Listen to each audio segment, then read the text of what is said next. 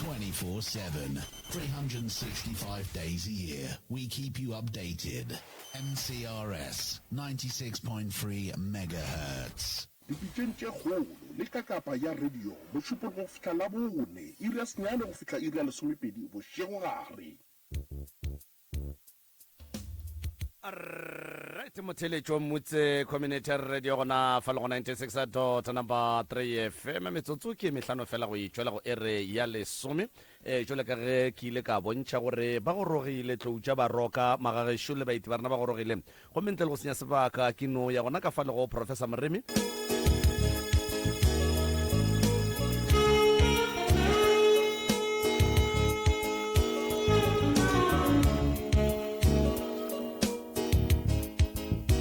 motheletšo mmutse community radio gona fa le go 96 number 3 FM jwale re a dumela gore dilo tša rena wa ka nnete jwale di tla tloga di namela mmila wa lephefo Professor Mongaka ke bua ka go wena gape ke a go tamiša hle a ke go tame malome ka kapa a ke dumediše baruti ba porofeta a ke tsene ka tabeng ya mangakeng a ga borena setšo ke ba dumediše ka mošate ka go fapana ga yona ke a le dumediša magagešo batheeletši ba motse community radio station ka dikgokaganyong tša leago re a letama malome ka kapa ga ke leboge nako yeo re file go yona ya go dumediša ke be ke bue ke dumediše sesi ka mo sesi le kae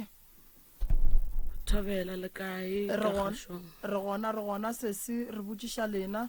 le nna ke gona a ge re bolela le mang wa go tšwa kae le bolela le Maphari Maria Mphelo wa go tšwa Polokwane lefaseng la Makotopong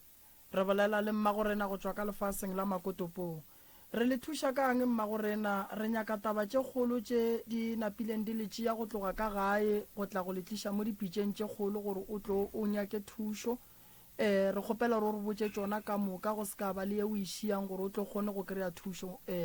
mmagorena ke a leboga papa nka se re prof papa tobena go toga lefaseng la Makotopong ke butia rena ke motho e le goreng a kgone go ka re tšea a re bja plekete ya kgona go ka gorena bothata ke eng o tlilo tšea le side a ke tsebe gore ko go tšhaba nnete goba ke eng mara nna ke tlilo re ge ke ya go yena a re hei Maphari o thomile a ke nyake tshele mo a dutšeng always o dula a mfelela pelo kore ke fila goreng I'm an outsider ka gae e le gore se se napileng se hlola gore wena le papa le thome go bona o ka re papa wa le kgetholla le bana ba gage ke eng le mo kgopišitše kang mogalabe lena ntwe e leng gona papa tobena khetha ntwe ba nang le yona ke goreng a bana nnete ge wena o tšwelela o ena le tšhelete ke mo ba go nyakang ge wena o tšwelela o sena selo ba go bona ka leitlho le lengwe mafelelong e bonala ge ke re ke ntšha sa mafatlheng e bonala o ka re ke lenyatšo ke motho mongwe wa kgotelelo wa pelo e telele ke motho wa go kwata ge ke kwatile ke ya kwata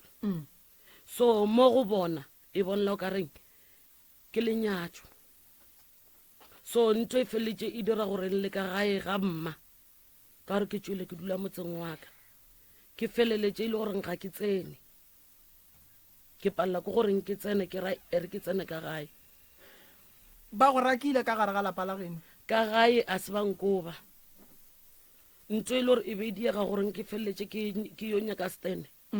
ke tshwaro botile yana ga e tšwa ka gae o tšwele go se monate ka re ge ke ya ke llela go yena e be re kwana go sena bothata ge ke ya ke llela go yena a re ngwana bommaitšwa o nyaka stene o bone gore nna ke tšwele jwang ka gae nnete be ke bone ke tšwele ke tšo nyaka stene sa ka ke ituletše le bana ba ka so khetha ba thoma go lwala ge ba thoma go lwala ge re ba iša sepetela ya batho ba gore ba re ba nagana gore ba ka ba ena le cancer ya blood so ba swantse goreng ba ye operationeng ka Polokwane e gore ba ba buketse urology ka Polokwane khetha ge ba fitha mola ba ganne taba ya operation ene ke motho e le gore mothapologo o no tšwa so ya batla ba re le bana ba motho ka re ka re bile ba admitile ere ke ba tšee ke be le bona ka gore ka gae e be ba šetse ba le teng nna butiaka ke motho wa go bereka ka batho ke na le nnete ya gore le ka mo tseba ge le ka mmona le ka mo tseba ke tšhaba gore o tsena kua a tswa a tsena kua a tswa o bua le merite kgetha ba tsoge gabotse nnete ke ba tsere ke dutse le bona ge ke dutse le bona go ne o tsoga dikgagano tšatši le go ena le dipeini e batla ba goreng ba re kwatela ka moka so go fologa yona yeo ya go kwata ya batla ba goreng re le bana ba motho re a dula re re papa gape le se operation le o phela bjang cause le metšhini ya magoa a ba sure ya goreng le na le cancer ya blood ba sa re nyaka goreng re yo lengwatha piece re cheke gore na bothata ke eng so le tlo phela bjang ge e le goreng ke yona cancer le o phela bjang mola ebile le godile okay e thokile bothata ba ganelela until ebile ba dumela ke ema ke thomile dilo fase go thoma dilo tša ka fase ba feletse ebile ba bukile ba re di 30 tša September this year ba swantse gore ba te mankweng ba roba le mankweng then ka di 1 October ba tsoge ba ya ka polokwane urology ba ya operationeng e tlhokile bothata then ka weekend ba go ena le malopo ge go ena le malopo mola go tlhokile bothata ya re Sunday re ketekile botse go sena le molato ya re Sunday ba tswelela a ke tsebe goreng buti ba mmoditše eng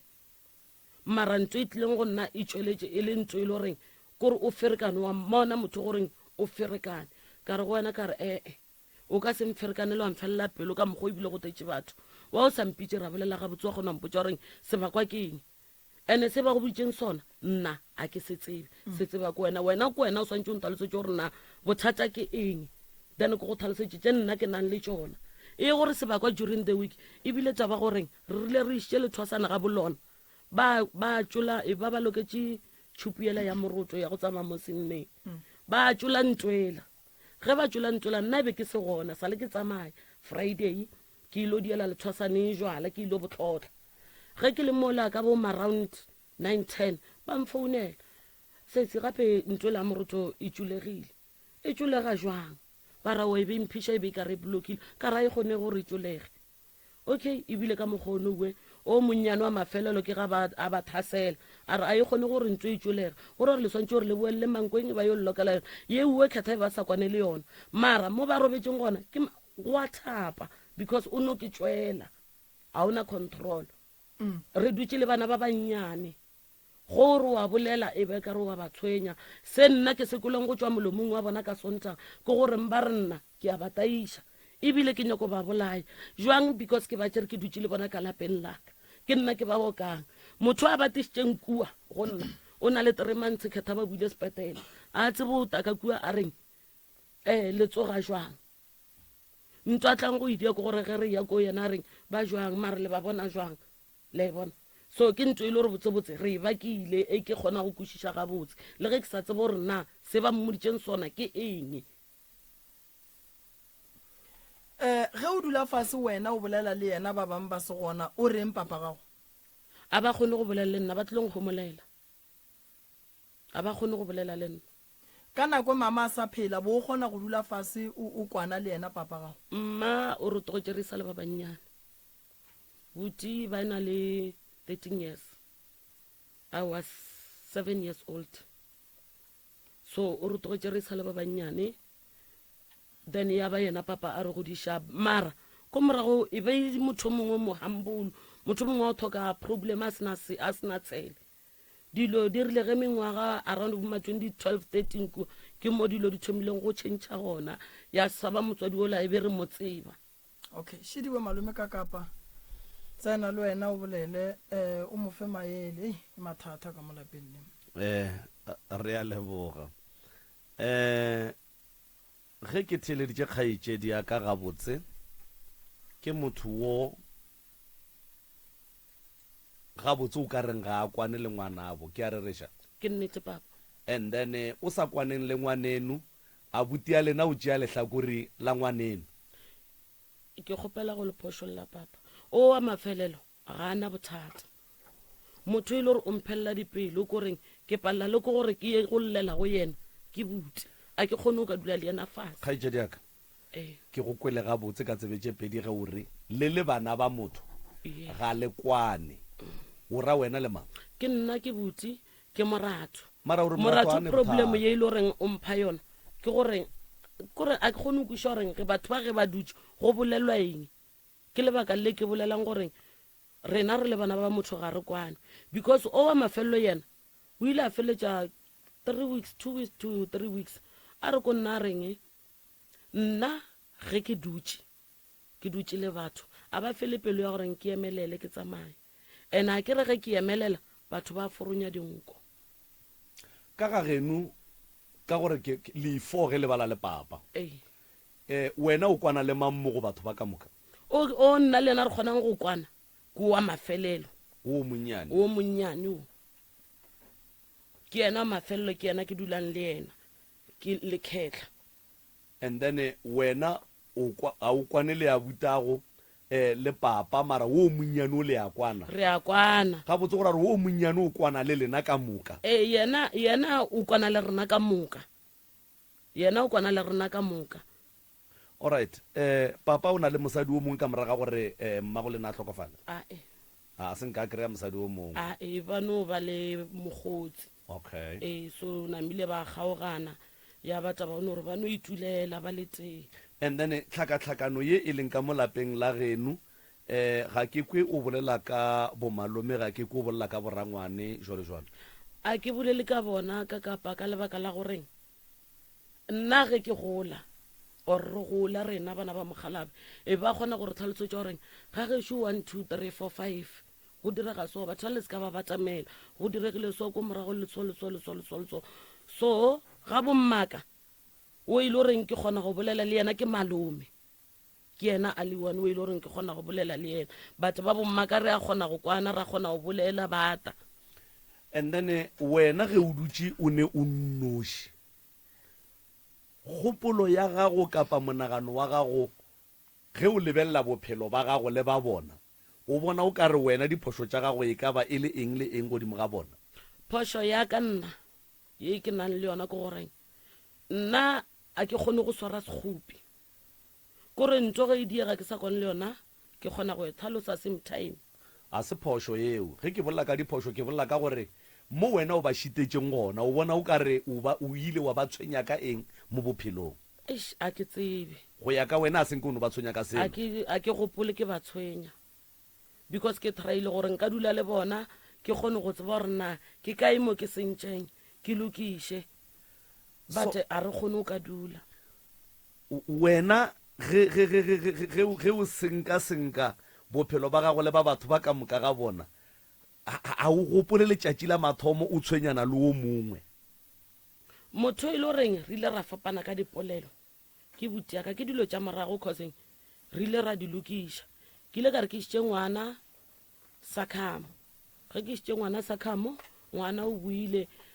e be re tsamaile ka koloi ya gage gore mathwasane ya gage ba buile ba mmotša ba reng ga ke tsebe ke dokwa ka founu e tsena ba re ke tima ote ke no ke tima ke feta kua nta le go tlhalosa ke no rogwa ka botša ge e le reng ka botšwa ge e le reng ebile gale ke le fothetše kua gakala mantšwele a ndutše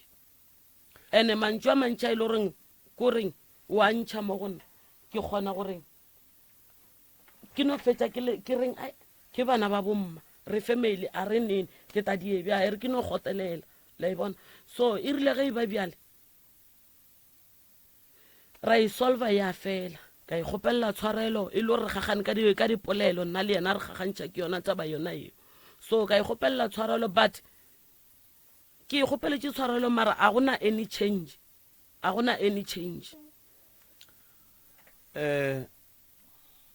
ge ke go theeleditše ke go lebeletše ngwanešo o bonagala o le motho wa go bolela ke a bolela and then seo se na le go mpotša gore le ge mohlomongwe o na le batho ba ka ntle ka ba bagotse e ka ba batho ba bangwe go fihla le mo e leng gore mohlomongwe gona dilo tše e leng gore o di bolela ka batho ba geno wena o se awe gore o bolela ka bona ka mokgwa e leng gore ga go amogelege ka gona ke a re reja a se nnete ge ke koreng ke motho mongwe wa goreng ge selo se diegile re dutše so maybe go na le argument ge ke tšwa mo ba ba dutseng ka kuanta ba swanela gore ba tsebe selo ebile ba swanela go bona gore batho ba ba tswele ba kgopišane o anwa a ke anwa wa bopompa o ne mengwaga mekae ngwaneso ke na le 29 o ne 29 o le bana ba kae ke ba babedi by 2 ge o khuše madila o ba motho wa mohuta mang gantši nna ke dio thoma o dio tago ke nyaka go robala le bona ka gae mapele o motho wa go bolela kudu go o le souba ge o khora madila gore o se kwa bolela o ye mpeteng go robala wo mo o dulang gona gone jwale stene se o se nyaketse maoto nyaketse ke nyaketse ba geno ba go thekga mo steneng sewe bata bona ga go sena e se re lokišitše go sena le bothata bata and then ge le lokišitše go sene bothata ba tla la kwana then go a senyega ge go thoma eng go thoma mang go latsebore keng ka kua ga ntlo ge e senyega go ka ba le mathwasane ba re go tšewa nyoko go ba le thwasane le ya gae ke mo ile gore dilo di a senyegane ntwe e mmaka tša letšatši ka letšatši gore na wai ge butia ka a ena le molato go thoma go tswelela ditabatabana ene di tswelela le kgetha kore a re kgone gore re ka ja mokete re thabile re ka uja ra thaba ra uja ra o fetša but e re swantša go ba mantša go swantše go tswelele ditshele jale ngwanešo nke o mpotse mo thušo ye o bonago o ka re o ka e hwetša go tswa mo lenanego la pitšeng tše kgolo le office ya professor Moremi o bona o ka re o hloka thušo wa mohuta mang go tswa mahlokoreng a mabedi mohlomong nna ke tlhoka thušo ya goreng family yaka mo ke e senyeditšeng ke kgopela le ntshwarele dilo tše di fele re phele bjale ka batho re tlogele o phela ka o dula re ngwapa-ngwapane ene o kompotse mo pele mathwasana ke ama ke a buti ke a buti yago o nyaka go kwana le a buti yago ene wa tswa re ke a morata all right a gone molato ke nana re issue malome ka kapa e nyaka re ya ga go sesi re bolela le a buti yage le papage re dutse fase re ne le bona ka lebaka la re sesi o nyaka tshwarelo ene tshwarelo santse a e hwetše go ba e leng gore go ndwa le moa ba gona o kgopela tshwarelo e mpušetša mo lapotšišong yela ke e botšišitšeng ka re o ba šitetše ka eng a ke tsebe gore ke ba šitetše ka eng kore ke nnete ke nyako e bolela le nna goreng ke kgone o kry-a khutšo a kere ge nna ba sampotse goreng o re šitetše mo mara nna ke sa tsebe goreng ke ba šitetše tše dingwe nka no se di bone gore ke ba šitetše mara bona ba di bona ja ba di kgopi go bona tša creata tshwaro ye mpe so a ke se tsebe se ile gore ke ba kgopišitše ka sona ke nyaka goreng ke tsebe goreng ke ba kgopišitše kae ke lokiša kae and then ntha ya bobedi ka gae ka mo ke tswang ka gona a gona boroko go kitima magoto a mantši le o ka re ka lephirimare ke a bolaodi ya eng o senya nako go na le ka moreile goreng a e robale ke motho ka mogare ga yona ke melete a go tsebe gore na melete ke ya eng alright abuti o ile a dira eng ka seemo se re na le problem ya papa o tsena kereke ye itseng ya semoya emapele kereke e ka se lepaleliše go thiba melete nto ke nyakang go ikweša ko gore magotlo a ko kae ko ka gae ka gešo ka mo ke tswang note ga gago ae ka kua ga gešo ka mola bopapa a ba dumele go thegiwa ka sthara ba nyaka taelo fela so mara le bona still le no le ge ba dutse ba fiega gore ba ka dula ba le teng ka ko gae gore ba fiega eng a re tsebe ge re ya gae re rokolomaka ge re boya mebele go sa tswa o tsoga mmele o ka re ba go bethile mmele o botlhoko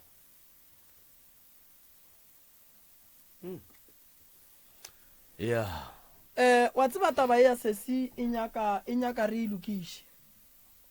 re ilokiše tukišo gona ke nagana gore malome ka kapa e nyaka re e kgomagantšhe le ba gabo e nyaka re khumagantšhe le ba gabo and then re bone gore re ka bereka jwang gore go tle go kgone go ba le tšwelopele e kaone ka mogare ga lapa le ka lebaka la gore go ya le ka mokgosesi a leng ka gona o bona la nyaka thušo ene lapa ke la tate abuti o gona ka kua gae o e leng gore ke yena a tsebang ka ditaba tše so go nyakega gore re nke re dule fase le yena abuti re bolele le yena ene re botšiše gore rumeo e neng magotlo makaka e le go melete go robala mang ka gare ga yona sese a gona motho ka gae ka ge ke boletše ka re ke tšere papa ke dula le yena motseng waka wena o ne 29 years ne Yes. o nyetšwe motse wa gago o nyakile ne 2016-17 ke do sa gopela ga botse ngwaga ke eng e se mara ge ke tšwa ka gae e be re dutse e le goreng le bošego ga re robale and then abuti o kae a bote o dula motseng wa gage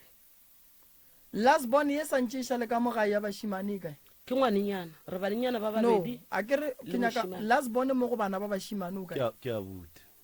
ke yena bote ke yena le one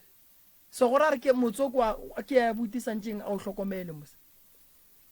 le nna ke tsebo yaka ke ka mokgwa le nna ke tsebang ka gona so so mara papa moremi Eh. ge monga motse o gona o sa phela ga a sa dumele gore motse ola o phekolo ge e le gore wa phekolwa ge o thegiwa o thegiwe le yena o motseng wa ga a o na ntho a ta e dia kore ka o le lengwe ke kgona o fila gore ngwa imelwa kotseng o traile motho wa modimo goreng papa mme motse o reng ke o bereke mara a ba o bereke a ba dumele bale ke therešo ge e le gore ba gana ka motse bana ba robale bana ba tlo tswa ditene ka gore bana ba ka se dule ka gare ga motse batswadi ba ganang o berekile motse šura o bona gore a o gabotse mara ge re ra o bereka ba gana then ge ba gana o berekiwa nna re tlo re gore a re dilo tše di leng ka mo di a tsebiwa gore ke tša bomang ande bjale ntho e re nang le yona problem e re nang le yona a re na tšwelopele a ego nna e be ke le motho e le goreng a ke makete ge mmereko nna pelo wa ka mpotsa gore a ke sa tlhoa ke sa o nyaka motho e ba di o tswelela re sese ba re mmereko kae mara ke bereke le sekolo ge e be ke dula ka gae ke tropile out ka june ke dira form 4 ke busy ke re ke a ngwala ke a registera ke a ngwala ke a feila ko ra ona ntho e lokang ke nagana gore malome ka kapa a ke tsebe gore re bia jwang gore re bulele batheeletši ba babedi mara taba ye gore e loke re swanetše re no feleletša e le gore re gahlane le ba gabosesi nnete ya go di feta ka moka prof ya nnete ya go di re feta swanetše re gahlane le bona ka gore la mafelelo ke gore gabosesi gona re tlo gapeletšega gore re ye ene re gahlane le bona ka re ka se tsene ka lapeng le la tate a sa tsebe gore a sa tsebe santse a tsebe wale ka ge e le monga motse ka nnete ke nagana gore re ye storing kapa mathateng a lapa la bobedi and then sesi okay and then ke na le problem nngwe ya goreng ge ke sepela ke šala ke moriti ka morago go ba le di-stepe ka morago ka sunday ke rile ke robetse mosegare ka no kwa ke tshwara ke boroko so ka tsena mpeteng ka robala ge ke seno robala ke lora ke na le motho wa monna o mo botse a ke tshepe gore motho wa mokutsola gona mo lefaseng ge ke bona ke na le yena mola ke tshwara ke segateledi ke tshwara ke segateledi mola ge ke phafoga mo mafelong a mpete kore o ka re motho wa fologa ka mo maotong a mpete and ntwe e diragalang e be ke dutse ke e tseba because ke ile ka thakana le motho ka toropo a re go nna re sese wena wa ipona gore o bjang ga gona selo se e le gore se tlo tsoga se lokile because ba o rwešitše moriti wa motho wa go tswelela ka ntle so a go sana ntho e le goreng e tla tsoga e lokile mo go wena e dio emaema o nyake thuso ka mo ene le gana ka mola motseng wa ka mola ke dulang ka gona bošego ga gona boroko kore go tsamayang wa bona taba ya motse wa gago nka go thuša ka yona le wena then ge re ya ka kua ga botate ya ba gona mo e leng gore re tlo kosa gore tsentšhe tate go diragalang ka lapeng la gago? ka motseng wa ka a gona boroko bošego kore o takwa ka re go tsamaya dinonyana ore o ka re ba go ga ntso mo masenkeng ge ke tsoga forogo ngwana o tore mama ta o bone e kere ke dira ka nto ke meletse ntho e be epa mo fase mo e epile 2 days le la boraro le ngwana o rile ga a tsoga re mape ntsoela e sa tswela pele e epa ga a lebelela ka fase ga lesukwa go ne lesukwa le legolo le dutse mo gausi le ntomo ga a lebelela ba no bona ntso a matho re ga metsi ka ketela re bidiša metsi ka ketela re tšhela ke se go a goleta metu le legologolo so ke sepetse le nna be ke tšhogile e ke fitha ke botša botša ka rae re ta o tšheka thapama nnete ba rile ge ba tšheka rae ke dilo tša bošego o tile a ntiela tša gomola go gomola ga tšona di boile gabedi bana le bona ka gae ke bereka o nogala bana ba kwe wa mošimane le yena o bereka o feila ko rakwa ga o na ntho e lokang no a o lokile ke selo sese masogana ona a dula mara a ba dule a ba dula no sese a lokile ke selo mara o ile wa ya go a buta go pheta ditaelo o ile a mphethela ka goreng go ile go ba le tše dingwe a bankiša lebiteng ke nagana gore lenko e leng ka se thaloso o ya pele o fo go phasa ae ke tšwa koreng ba rile kore ka mokgwa bamperekileng ka gona bamperekile kore ba tšo tsoša moriti wa motho a khwileng ba nkapeša wona then a re e nyaka gore ntho e re e dire so re e bušetše beke wa tsamaya o ya lebiteng o phasa o tsoša moya ola wa lebita la motho o sa mo tsebeng so then go boya o tlile wa thapa wa aramela wa phalatsa nnete o ntietše wa hlapa kae ke thapile ka gae o boya ke buile ka thapa ka gae okay wa lebiteng ke noa ka thapa ke swere malekere le dilwana tše di bose no ditaelo tša go rietšeng ga gone molato nna se segolo re nyaka go no bona sese o lo ka o ema ga botse akere ya se segolo re nyaka go bona o lo ka o lo tša gago di sepela ga botse wa ye ka morago ge dilo tša gago di hlakahlakana le go feta o sa ye go yena gape wa re gape taelo la ke irile mara dilo a di loke lebaka la goreng ke palele ke goreng ke ye go yena a ke kgone go bolela le yena kore wa ntšeatšea wa nkgadimula and ana goreng ke batho o ka tsena wa feta wa re e wa re wantho a re ke eng o nyaka eng o se ka mpotša ke taboya ke busy gore wa lebelela batho ba lebeletše ke feletša ke fela mata mara se e seng gore go hlokega gore a ke re wena o wa ka gae and then e leng wa ka gae a o kgone go emela nako ya maleba ge a le free mohlomongwe a feditše ka go thuša batho ba e leng gore ba busy ka bona and then o dule fase le yena ga botse o mo tlhalosetše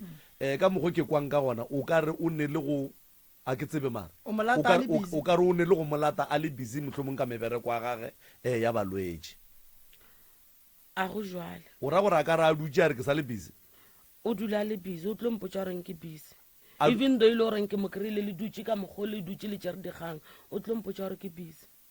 so ke ntho e le goreng ya nnyamiša goreng ke feletse ke bolela le yena a ke kgone o ka bolela le yena mathata aka a ke kgone causeng ke motho e le gore o dula fela pelo ke motho e le goreng kore a ntše serious o bonala o kwatane too much ke a kwata goreng kore ke lle go šo ka moka ene ke ipotse gore motho wa gore a ke sa mmatamela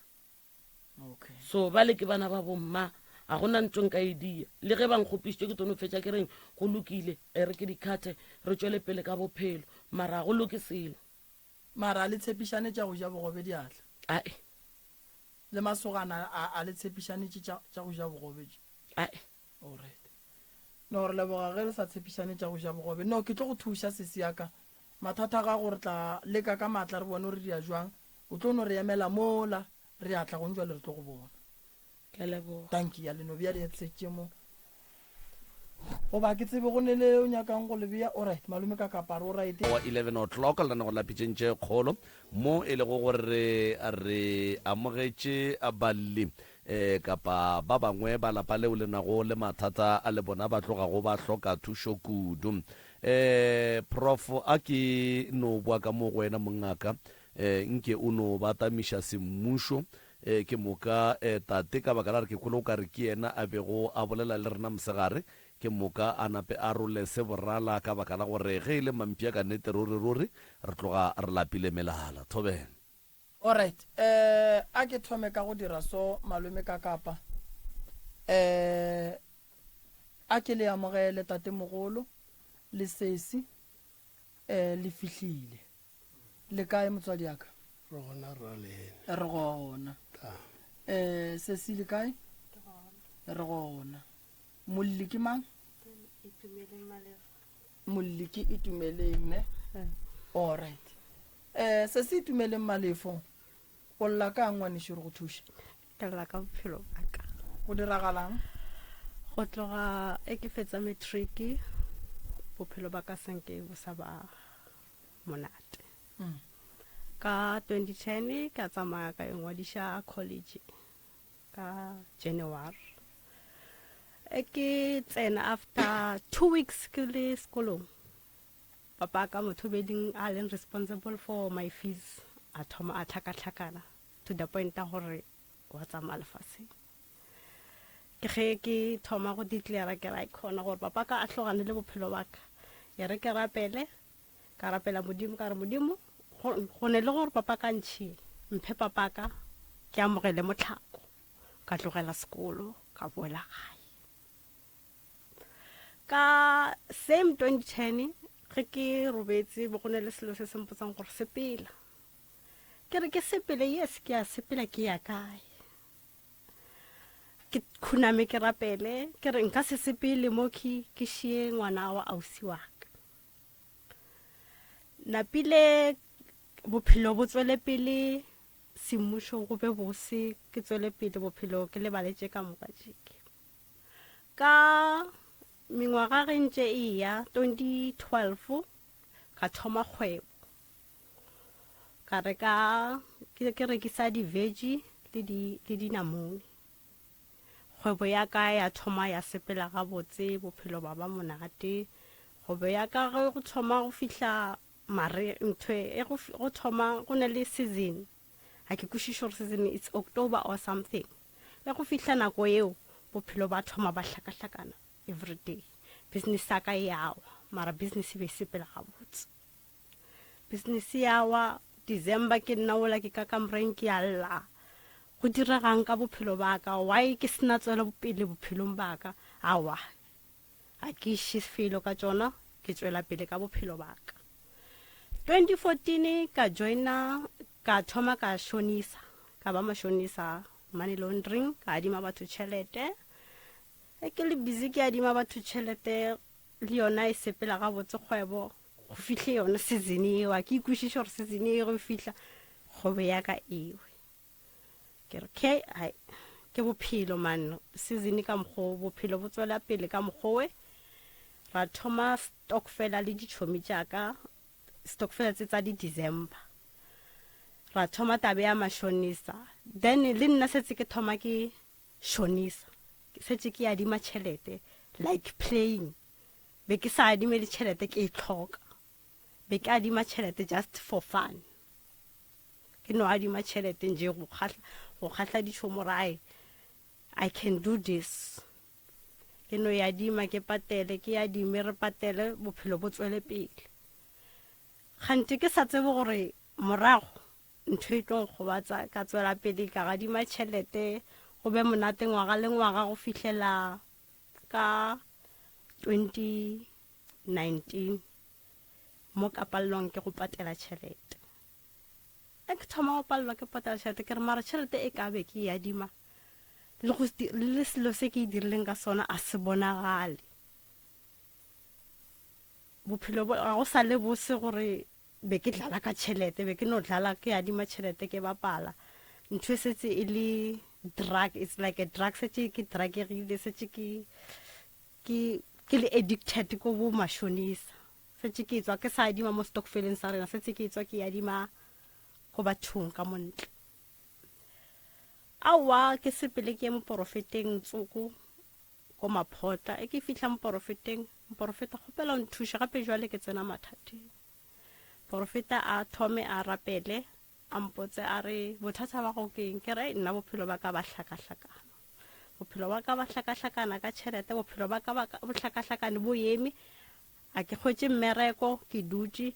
porofeta ga mpotse a re bophelo ba gago bo stakiša ke badimo badimo ba gago ba stakišitše bophelo ba gago o ka se kgwetse le mmereko aowa e ke le tseleng ke re mara a gona selo se se ka stakišang gore ke hloke le mmereko ka titlela ka re ke tlo dula 7 days ke saje ka fasta ke rapela ka fasta ka rapela ka win in 3 days ka letšatši la bistri la fasting ka receive a call from Tembank ke thabile ke nna ola ke thabile ke fihla gae hey ke kry-ile mmereko Tembank e mfounetse ke towards December Tembank e mfounetse ba re ke ta training be ke tang and then ka di-1 ke a thoma aowa ke sa thabetse seo papa ka le ena o thabile o inne dipere go monate ka gae e go le monate ka gae ke Sontaga la bobedi santse ke sepele ke mmereko papa ka wa thoma o hlakahlakana hloko papa ga thoma o hlakahlakana hloko boledišana le nna ke re mara tšeo di bolelang tše a se tšona ke bitša ragadi wa ka wa hlokofetseng maloba ke re ragadi tla nkošetse di bolelang ke a buti a gago ragadi wa fihla wa di bolela wa di hlaloša ka mokgwa di leng ka teng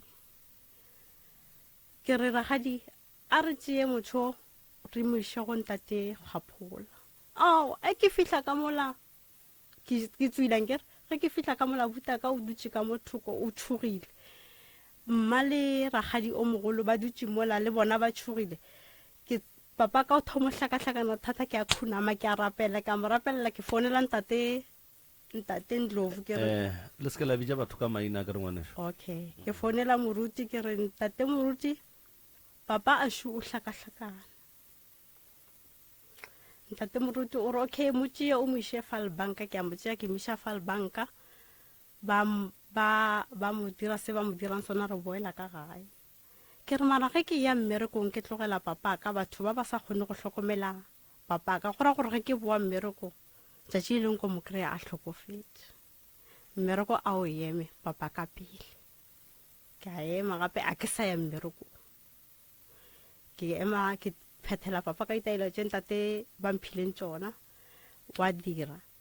2020 ke thoma gape business ya kolobe ke thoma gape ke business ya kolobe mara ke sa le busy ke sa dlala o riang ka kolobe ke rekiša nama alright ke sa le busy ke dlala tšhelete ya go dira ke sa dlala ka tšhelete ke soilese tšhelete le addiction di mading ke dlala ka yona mara ke setse ke le ka bathateng ke ra hai man gante wa nna bophelo ba sekoloto bo bontšhetše morago a ke sa bonyaka mara bophelo ba dikoloto bo bontšhetše morago ba tseba ke nyaka go tseba gore a ke re o sa le ka mo bolwetšing ba papa ba le ba bang ba le before o tlo dlala ka tšhelete gape o ba patetše jwang bale ka tšhelete ya papa ya dipere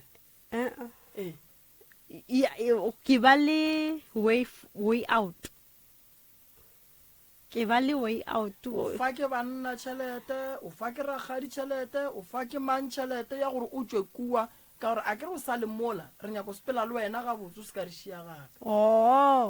mo gongwe mo mengwageng ye mengwe be ke kgona gore ke be le mahlatse ke kere contract nyana ya 3 months ke kgone ko Tembank o ile wa ya wa bereka alright o di-project tša mo gae alright o paletše ka lebaka la gore papa ba bana alright o ka tšwela pele jwang ke patele ke nyako tseba gore bale o ba patetše jwang ke kgonne go ba patela ke kgonne o tšere ka tšhelete ke bile le yona nako eo ke tseka yona nako ke bile le yona aowa a ke re o ka se no re o dutse ka mokgwa go te tshetša wa kry-a 500 le yona tšhelete ke ba le yona is either ke kry-a mmerekonyana or ke kry-a thušo like ka ya 2021 to be fair ke thušitše ke abuti wa ka yana ko kry-a contract ya time bank time bank a ke sanke ke fihle re nyaka go thoma mo wena ko o kolota batho o rapela o fasta for 3 days o kry-a call then go santse o ye go bereka time bank wa thoma ditšhomi tša ka o file ke tšhomi tša gago yes ke file ko mongwe wa tšhomi tša ka a mfa tšhelete ka patela tše dingwe tše ke sekoloto two sekoloto two sekoloto dikoloto tše o bolelang ka tsona e ka ba tša bokae so plus minus 30,000 plus minus 50 alright and then o kgona jwang go covera dikoloto tša bo 30,000 to 50,000 ke dira sekoloto but you can't gore wena o dira sekoloto sa 50,000 godimo ga sekoloto sa 50,000 o tlo dira sekoloto sa 50,000 if o na le maybe a certain percentage ya tšhelete o tlabeng o iswere ya gore e ka fokotša sela ya phusha wa ya pele so o ka se rie sekoloto o sene tšhelete wa ria sekoloto godimo ga sekoloto ke phela ka mokgo batho ba bano go fa tšhelete o sene tšhelete okay ya o ka tšola pele ke batho ba ke kry tšhelete ka tšhelete ba benefita eng mo go wena ba sekoloto a nkere o nkadimile tšhelete ko adima go ntate ka kapa go file 50,000 yes o tšere 30,000 go nna yes and then santse o tswa go nna o santse o tswa go ka kapa o tswa jwang moo ko ya go malefa mpha tšhelete ka tla go wena ka go patela wa nkadima gape ka go tšea ka eša go ka kapa wena botse o tsotsi santse go swara go wena ga botse alright yes alright no ke di karata sekoloto ka sekoloto ke bereka is a center so go ndwa le dilo tša gago di shapo ya ba sa tlo go bala banna ba shwanisa o kolota batho ba ba kae go mnyele ga re bolela so no okay counter maybe 5 ya bona ba wena o ba kolotang and then tšhelete ya gona ka mokagana ge o e hlakantšha e ka be e na le bokaenyana so ye o e kolotang batho ka mokaga yona ge o e hlakantšha plus 30,000 o a bereka o ne bana ba kae ba 3 o ne mengwe ge mekae 33 3 ya bana 30,000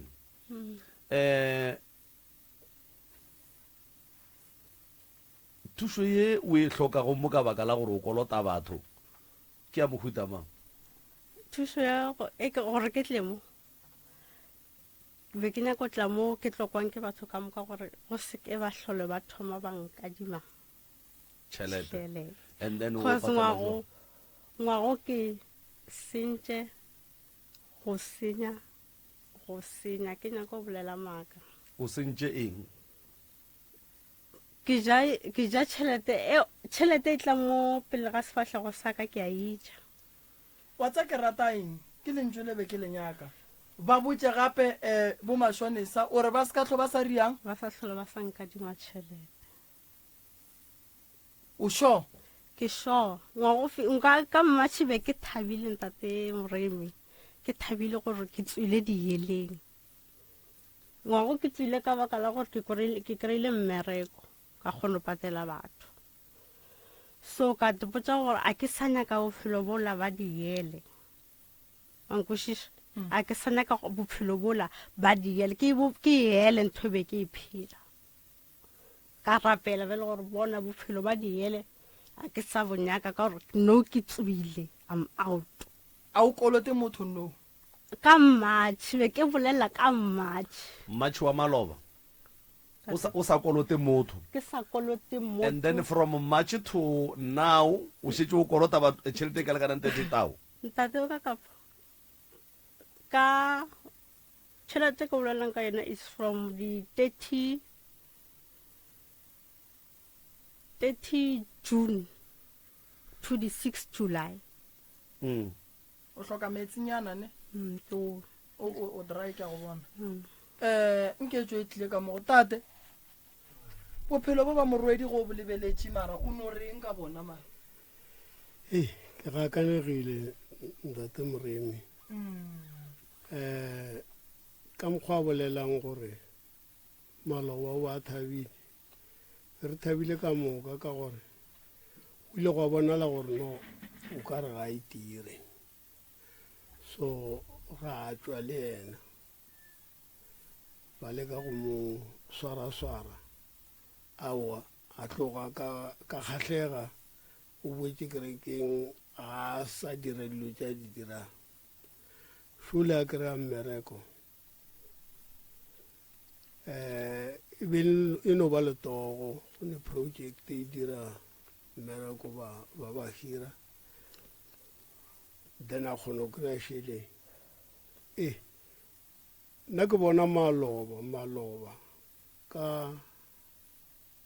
ke Mei ke ile ka fokola le gona Mei go thoma ka April ke fokola strong and then ka yana nako nna ke fokola ya ba gore o thoma go bapala karata ya gage ge a thoma go kena dikolotong ke le ka go nyaka go mo thuša ge ke ya accountong ya ka e sane sene o e tšere o e tšere o a topa le go topa gape mo gona mo nna ke ile ga re ke ya ga Moremi ka re o ka reka go tša thušo nna mara ga ke kgolo gore o normale aowa ke kgolwe ngwano ke ne bana babedi o ausi a bona sala a tloga ke mošimanyana le ngwenyana mo go bona ke tshepile ene ke ena a leng pelong yaka ke ena bankwa ko ra ire dilo tše ka moka ene mola gae mola batho ba ira line so ba nyaka thušo go ene ka mo mo thuša batho ya eng papa a kere batho ba nyaka megolo ba direla megolo ka difounu bana ba sekolo o ruta bana ba sekolo ba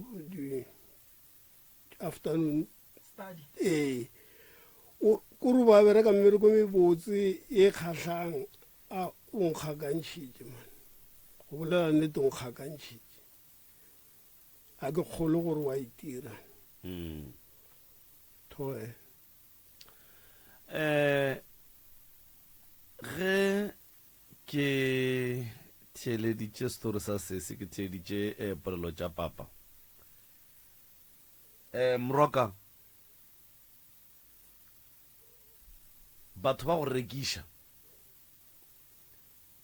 batho ba go adimišana ka tšhelete bophelo ba bona ga bo safe batho ba dikgwebo bophelo ba bona ga bo safe lebaka ke gore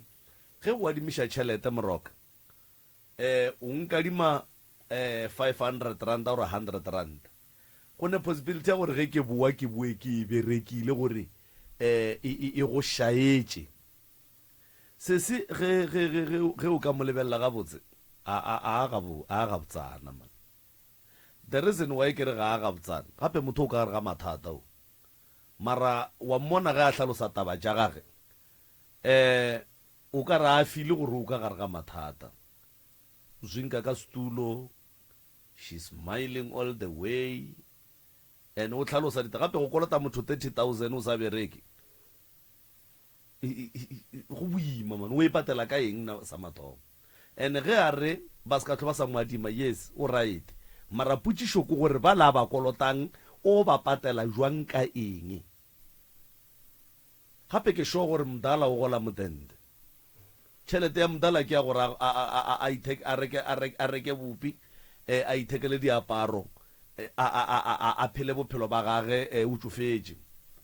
so ge yena a kgona gore ge mdala a beile ka rata then yena a tle a itšee se se ba mo feteleditše go ya ka mokgwa ke mmona number 2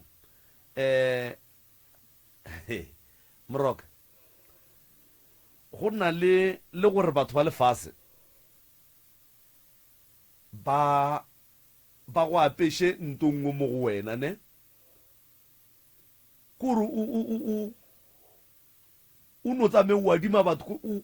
ke nyako e bja gabotse kore o kolota ntwe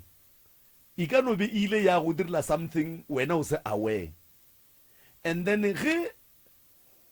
e nyaka tšhelete go ra gore o swantse o tsamaye o adima ditšhelete gore o kgone o e patela ke sekoloto se se sa feleng ke bolediša so ke gore I remember go ile go ba le nako ye nngwe ye e leng gore ke ile ka kopana le molli o mongwe mosadi ya gage a ne le same problem o adima ditšhelete o a kitima o betšha bo dipere o tša dikarata tša batswadi then ge ba mmiletša baruti ba mo rapelela motho woki go a ba le ntwe e bolelang mo go yena gore nka se tšwe mo motho o nkolota tšhelete ngwe ntši kudu and o swantše a mpatele so le sesi o kolota dipoko ene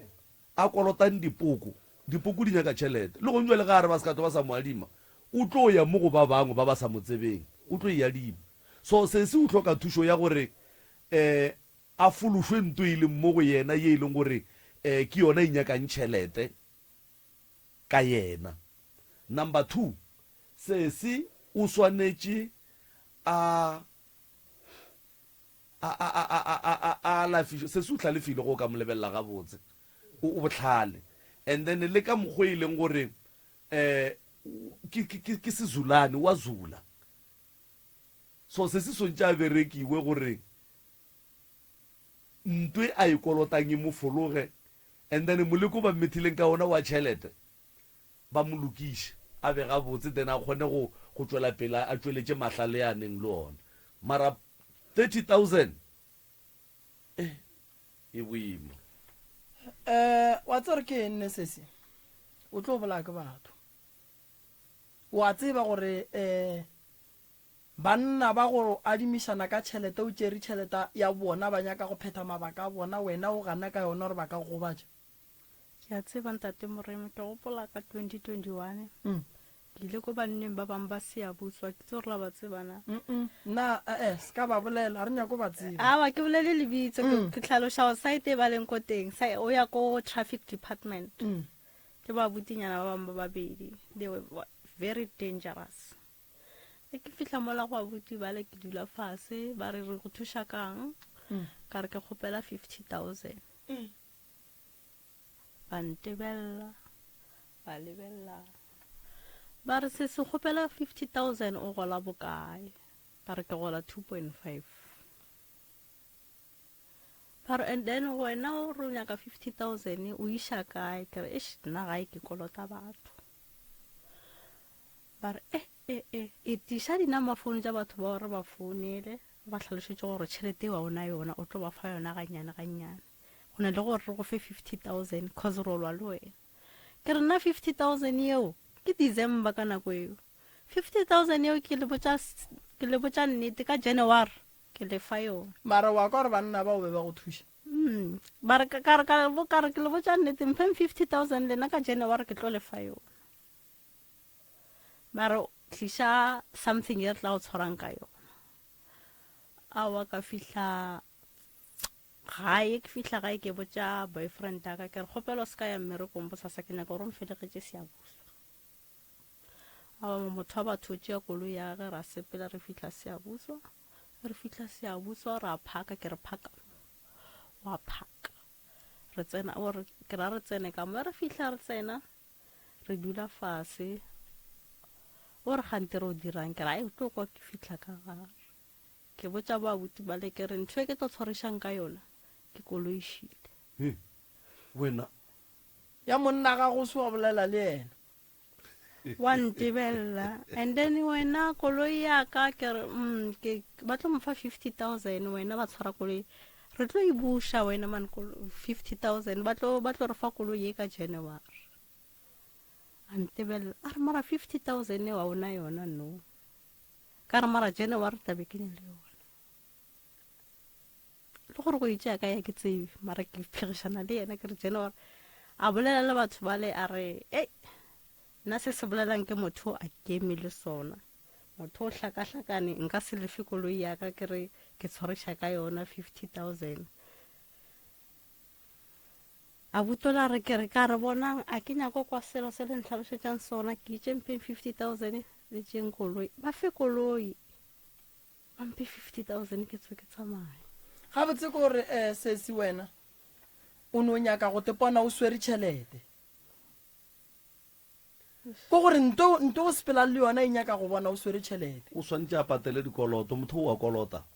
wa bona yona ntwe ke gore that is why o bona ene e ya mothuša gore a e hwetse tšhelete eo gore a kgone go tsena mathateng no ba mo šomiša motho and then koloi o feditše la fetša le bereka jwang aowa ke motho a tsebang go bolela le batho o boletse le batho ba le rae o tloga ga e bereke a ke lefe koloi yaka a re mos 50,000 euro e ke re bona nna no go fa uso 50,000 e ke seno mo fa 50,000 ke a mmotsa gore nka ime yona 50,000 e treg ke e bušetša bathong ba re fa koloi ya rena ra tloga ga e bereke o wena boe ya go tšea 50,000 o direng go e fa auso ke mokolotang and then o tšee gape ke mmotse a ke re ke mmoditse gore 50,000 ke mfana auso a re tla le yona ke bone ka tswa ka tsamaya ka e sea buso o bonyaka ba go fe no ga botse mo re dira le sekebeko a sa mafelelo so ba bang ba le bona bo ba ria gona so ba bang ba bone gore mphe 30 ya gane o kgopele 30 o mo swariše yona gore shi nkadime gape a ke re nna 30,000 ka nako 30,000 gape nna ke itšeibele ka 30,000 ke ibala ke rokeng ke kry-ile 3,000 ke mfa so kore bo tšea 30 o ye go e šonisa o boe o tšee manamanyana le wa bušetse go yena goba wa e tšea wa go e binela a ke kgone o tšea 30,000 ko motho a ke e bereke išile yona tšhelete teng go tshwana ke tlala ka yona e ke tšere tšhelete seo ke re okay motho a mphile 1,500 mosege ke na le 500 rand ke tlo kgone mo pate ka yeo nakwa kere o mphile 1,500 ko kry-a 500 rand a mofelela kgwedi ke mo fa 250 ke tšhelete nyana ga e fihla mafelela kgwedi tšhelete la ke 2,250 tlhoga ka ya fihla ene moroka go e kwa ke re sesi ba mo tsamaiša le ntongwe ke drake mo go yena mo go batho ba bolelang le bona gape go njuela ke kgolo gore nkare ke le soki ka no ya motho nkare nka dime 30,000 a no e ntšha a sa tsebore ke bereka kae a sa tsebore ke tlo e buša jwang mara no mpha maloba mo ntate ka kapa be ka go feta ka la bobedi nako ke be ke le mametlhake be ka go feta ka nako ke tlogile mametlhake ka 1 a nwele tenase kore dilo tse ke berekang ka tsone kwa dikoloing o no di tšea dino gore o nyako ga ke re ukomo a re ke a letlaiša nyako go ka gore ke a bona gore ke a letlaiša a o kwa kere a normale so sesi o tsela ya gago le di-social worker tša ko mametlhake o berekisana ga botse le bona betse ke pa ka di 18 o ra re o raete gore gone jale o ka se di dire selo o safe like ba ka go tshepa le rena ra go tshepa gore ba go file admission a matšatši a makae 1 day fela ba go lokolola ba šoga ka kang gore monante o nyakile e dira o ka se e dire gape gape motho go swana le ba santse a dulenyana kua moroka a go tshwara molomo ntate moremi doctor o ke mo kry-ileng ka ana nako ya boane ka gore o ne le seanyana ke botšiša gore go dirang doctor re bona mo mogala motho ke sebotšho ntho a nyakileng go e dira ge ke go nea yena gone jale a e dira wena sa gago ke go boloka jale ke mo swaretse batho ba monagano ba dilang ka monagano ba tlo dila ka yena ke naganne gore o tlo tšea sebaka ka moswane ka bo 5 ka gare tlaontše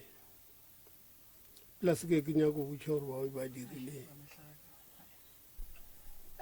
wa tseba gore ke empa case tša go swana le tše a se case e leng gore like motho a ka se tsene le kgono a re o tlo tepolaya a nwele dilo a tlogela ngwana wa lese ngwana ga o ne kgweditše kae sese o ne 1 month gape motho ga a šala a attempta go tepolaya yena and then re mo admit a ya sepetlele be ba santse ba mo admite motho nke ba mo nyakišiše ba mo nyakele di-counseling ba mo fe yona and then before e tswa ka mola tswa le right because go tla bola ngwana go njale se se go enwa tenase ke mang a go šala patela dikoloto tša gago ngwana ola wa gago ola o šala godiša ke mang go ndwala wa lapa o tla dirang a bona ka kapa a ke gane boloi bo gona mone ke bo bontši mara motho wa mohuto a seo e leng gore o ka montšha because o kgona go mo kore le mogopolo wa gagago gabotse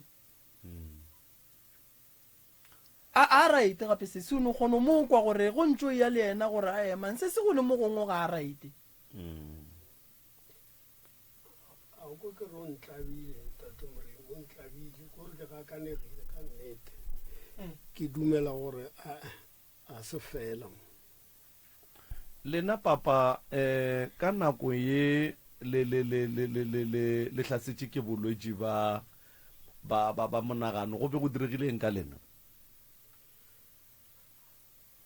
wa ka gore ke ile go moruti anong nthapella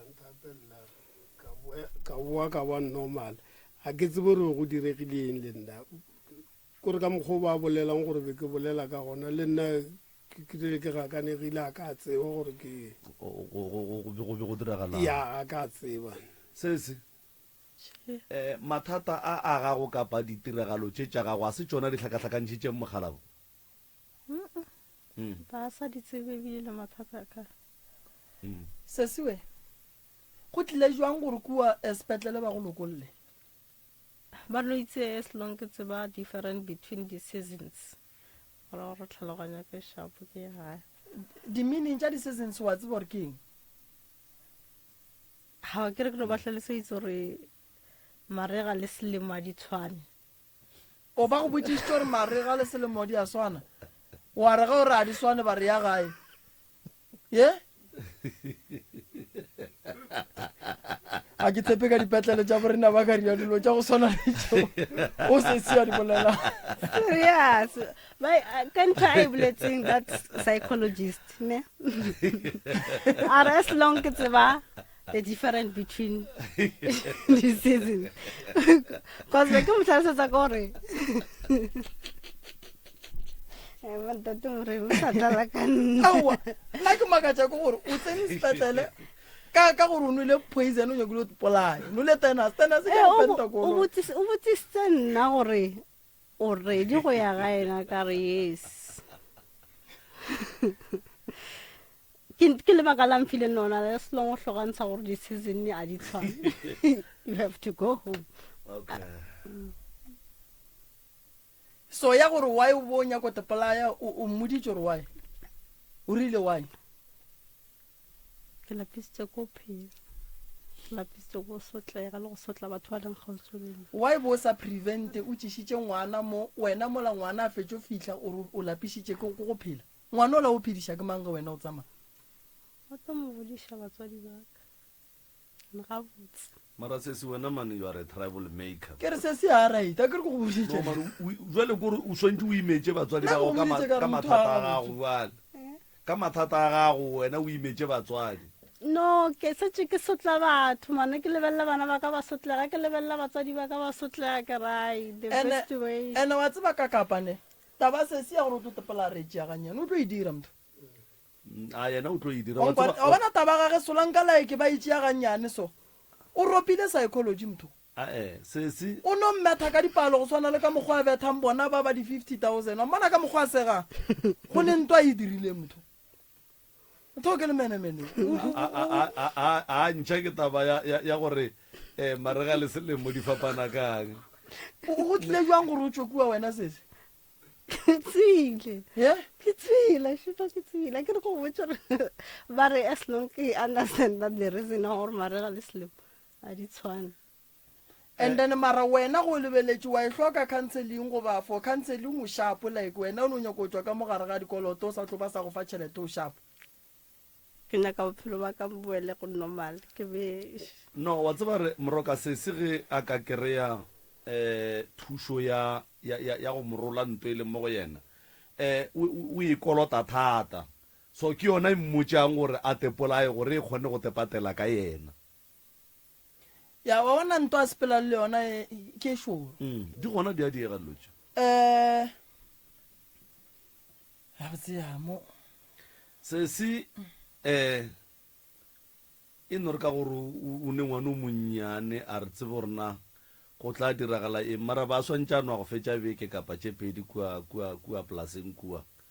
ba mo apeya and then mohlho mongwe e tla fologa mane go ke tše ntšhi tše di fologileng mo maphelong a batho a ka se bapalele kua tlo tša baroga a nna kua aowa nete o nyaka gore ke mmea le motho e leng gore ga e ya go motšea ka leleme a se ka tšeega motho ke sekebekwa ene a nyake monna nne santse ke mofe mosadi ya nyaka ke mofe mosadi o mongwe ya monna o tlo mo itea ka dipalo ka pela ya gabotse o nyaka ke monyakele magaste ya a ka se palele magaste sontse a ye kua polaseng ke no se borena jwale ka gore o ne lesea la kgwedi no a tle le lona a tle le lona ya lesea ga a tle le lona sese re nyaka go thuša re nyaka go thuša ene re santse ge re go thuša o re botse nnete ya gore o nyaka thušo wa mohuta mang re se ke ra go gapeletša thušo o nyaka thušo wa mohuta mang mo bophelong ba gago nko no bolela nnete tlogelang elo ile la maaka ka kua ntle nna ke ka bophelo ba ka beke bathong bo buang bophelo bo be ke bophelo bo normal ke di itu wa go itirela dilo tša yo ke lapile sho tate moreng ke lapile ke nyaka o bona thušo yona ka e hloka sho wa e banna ba sa go gotlelele monna ka wa nrata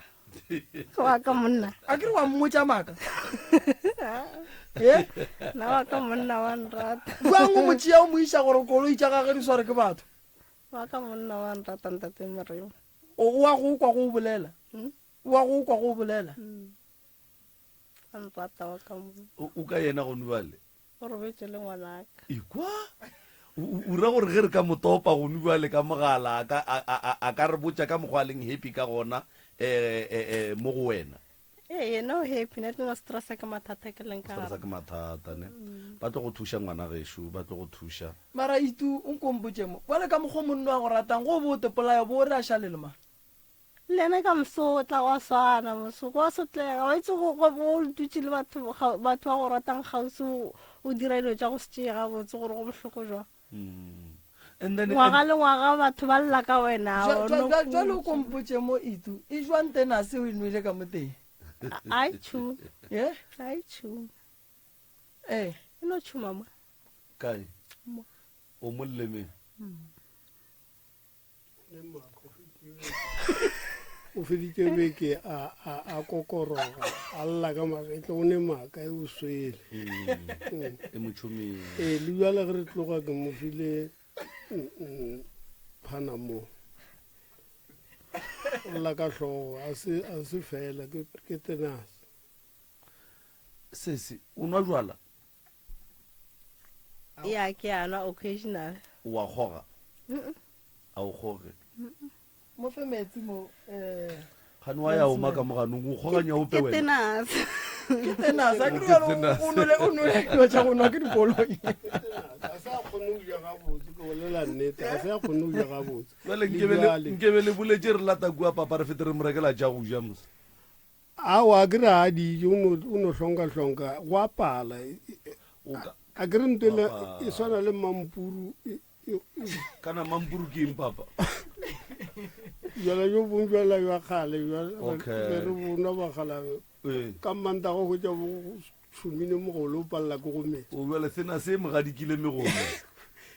ke nagana gore mogadikile jale tša go ja di kgone go feta gabotse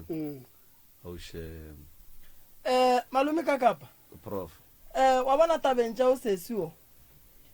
go ne le mathata a mantši mo go ne mathata a mantši kudu mo nkone re košanyaneng nyane mo ke nyakang ke re le ke go lokiša se seng se sennyane mo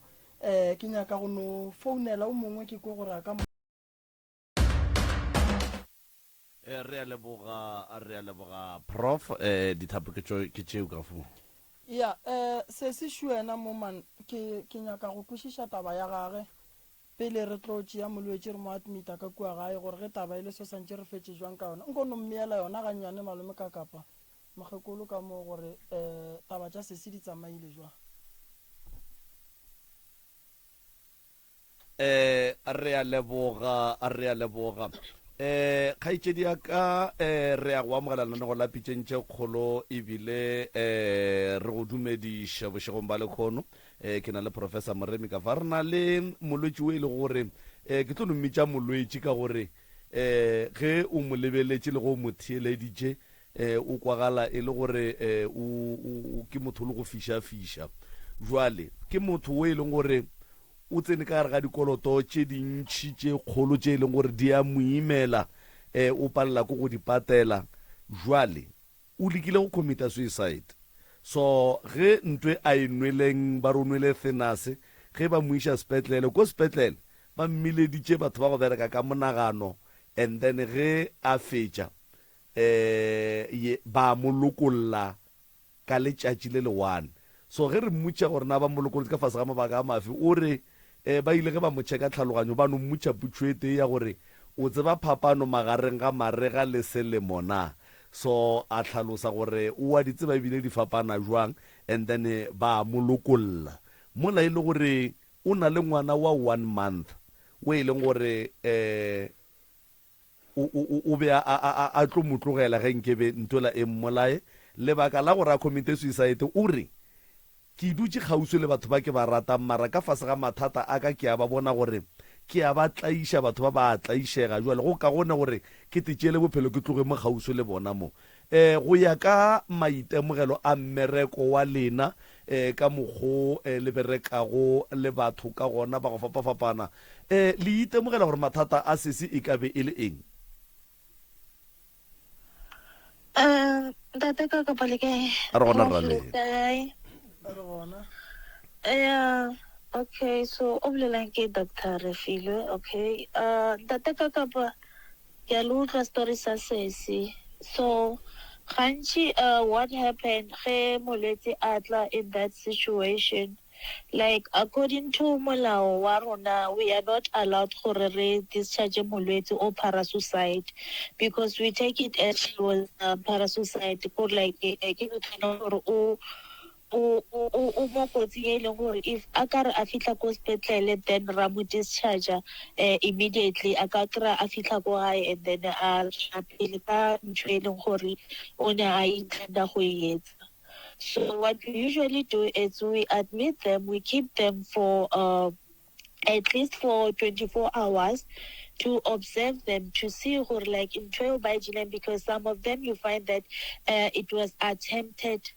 parasuicide and then ba bang o kry ile gore ba editse so ge re attempted o kry ile gore wa tla a re ke bile selo se se so kante ke motho e leng gore maybe o tlhoka net attention e dirileng like le seemo sa sese ka go utlwang ka teng a re ke ne ke nwele selo se se so ka bakeng la gore ke ikutlwa gore o ka re ga ke ratiwe ke batho ba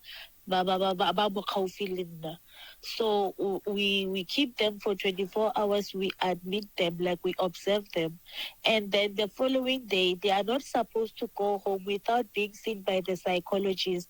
So we refer them to the psychologist, and then the psychologist, they will explore more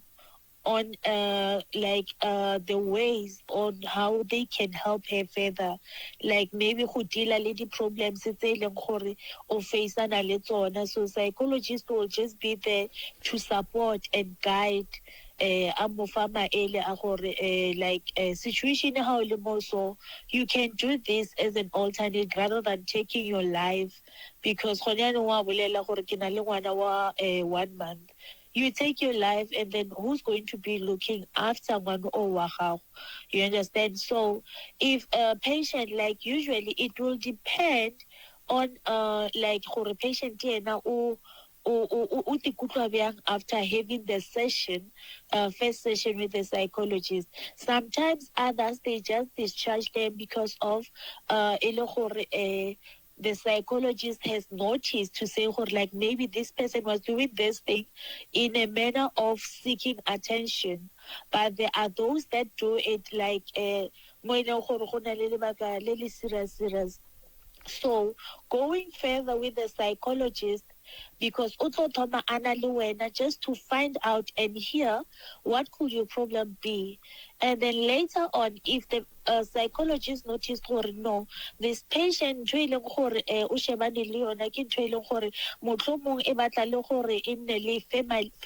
therapy, then the psychologist can request that to say patient family high, and then on that specific matter. But then if you feel no, after this session, then I would just tell the patient or do you still want more session? Then the psychologist can give more session. Okay, you can come after 2 weeks, you can come after when. So that is what basically we do right now when a patient comes in that situation. Well, re a leboga Dr. Ref. Putshišo ye nngwe ye nkabang le yona go ya ka mokgo le kwešišago tsamaišo ye ba e tsamaileng le sesi ke kwa le bolela gore go na le mo e leng gore ba swanetse ba bitse family ya gage ga senke ya bitswa ba dula fase le yona, and then go netefatša gore se a nyakileng go se dira way forward ke eng go swantse go diragale jwang. Ba no mo ditšhatšitše ka yona nako ewe ba founela papa gore papa a tle a motšee. So now se re nyakang go se kwešiša re le pitšentše kgolo le office ya Professor Moremi ke gore sesi o swanetše a boele spetlele go meeta le di-therapist, ore sesi o loketšwe gore a ka no tšea ke batlo tša ba roka and then ba ya go mekamekana le yena. Ntate Kakapa, a ke utlwa gore ba re ba tlhaba le ko kae? Ne kopa o botsa gore ba tlhaba le ko kae? Spetlele ke mametla ke bona ba dula skimming. Kana skimming society efe? Pitiskrala, Maduba, Lofontaine ya Digwale, yes. Oh, Lofontaine ya Digwale. Okay, ntate Kakapa, e tla dependa ka gore molwetsi yena like seemo se leng gore o mo sona gone yanong keng. But then my advice is going to be to say, le ge a tlile ka mo hae, ka ditlo tsa baroka, we can assist that. But then I will prefer to say, a gone gore re mo refer, because a ka seno ya ko spetlele fela a sa referiwa for a psychologist. Oh, yeah. So I'll advise the patient to say, on Fridays, ke berekela ko tleliniking ya Almansdrift C. Yes. So that patient can please go clinic in Almansdrift on this Friday. Then I will write a referral letter for her to see the psychologist, because the clinic they don't have psychologists. So I'm gonna refer her to hospital rather than volunteer. Then go clinic in Rona referral to psychologist. Yeah. I will myself do that. She can come go Almansdrift C clinic, or I get for the profo mo. But if elogoro oyaka haye, then I will live with her in the morning. Then a kayalena Almansdrift, then kahona horkimirele referral to the hospital if it's okay with her. Hore akhono bonaki di psychologist ko spetlele sa rona. Dr. Ref a re leboga a re tšwela pele gannyane nna ke be ke gopola gore re se ke ra kwa ka yena gore o prefera eng jwale ka ge e le ngwana wa tlhokang thušo rena re mmotse gore go tloga gone jwale re ya go gata magato a mafe, because if o mo lebelela go ya ka nna tlhaloganyo ya gage e disturbed lebaka la gore ke re e disturbed motho o ka gare ga mathata o kolota batho tšhelete tše di ka lekana bo ma 30,000 e fela ge a di tlhalosa yena o di tlhalosa like a joke ke motho e leng gore she's smiling wa sega ga bone bothata felo ene e thoma go ntšhoša mo e leng gore ge re be re bogela di-TV moroka o bona baruti ba le ba rapella batho ba ba fayara ba ba dira eng bo no bona motho a lebeletše moruti a no sega because ntwela e re botša gore moruti ga a sege ke motho o sega ke ntwe e leng mo go yena gore o ka se nkgone le gone jale e gona mola go yena e ya re claimela gore motho o tlile mo go lena mara nna ke a kolota ke ne bothata so Dr. Ref ditaba tša rena ke tsona tšeo ngwanesho a be ke kgopela gore re tšee suggestion ya Dr. Ref ya gore ka la bohlano a mo diele referral letter ya go bona di-psychologist or therapist goba e konle la bobedi go ra re gona le 2 days mo pele a ka e fetša le ka kwa tlotša baroka a tloga le ka kwa tlotša baroka and then a ya Almansdrift a kry-a lengwalo and then a attenda therapist batho ba ga moremi ba le busy le yena a ke tsebe ya wa tseba ntongwe gape ke enne malome ka kapa o mmona sesi ke kgona mmona gore a right o mmona molomo gage gore o omile o kgona bona gore like go ne nthongwe e leng gore like ntwa inuleng e ka no ba imo go baditše ka mogare so ke na le fear ya go admita patient ya go swana le ye ke fihle ke mofesele go sa tlhakatlhakane go tlhage se sengwe ba tla ba re moremi ke nyaka gore ke tsebe gore treatment e leng gore ba mo file ona ke eng ene o e nwa jwang ene e tsamaelana le malwetse ya mafe a gone se sengwe se se go betšeng mo go yenana cause ba re ga papa gore ga a je gabotse ene o mmona gore ka moganong o ba drown now and then kore o no phela o kore wa oma kere sesi so go bohloko kae ka morago ga gore o ne ntwela kae ka mo le tlhogo e go tlatšišitše e go berekile mala e dirileng e ne go sokhile ka mo maleng a ya nsoka awa papa o re o be o se gabotse ke dipeine ka mo morago a ya nsoka o nwele e ka kang a ka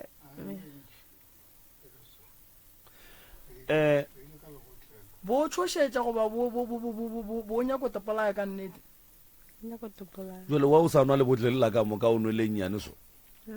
wa o nwele nnyane so o sa nwa le botlele la ka moka e tšhuma mo gabotse o bo o nyaka o tepolaya mara wa palela ko go kgotlelela go no e fetiša ka gore e thuša memegora so nna I suggest gore